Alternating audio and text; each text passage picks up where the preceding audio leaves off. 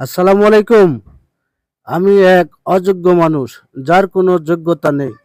অনন্ত এই পৃথিবীর হিসাবে আমি ভালোবাসতে জানি, কিন্তু বুঝতে জানি না। আমি থেকে যেতে চাই, কিন্তু ধরে রাখার ভাষাটা জানি না। তাই যারা থাকে তারাও একসময় চলে যায়। আমার কোনো বড় সাফল্য নেই, দেখানোর মতো কোনো গল্পও নেই। আমি শুধু প্রতিদিন চুপচাপ লড়ে যাই, যেটা কেউ দেখে না, কেউ জানে না। মাঝে মাঝে মনে হয় আমি সবার জীবনে একটা বাড়তি লাইন, থাকলেও কিছু যায় আসে না, না থাকলেও না।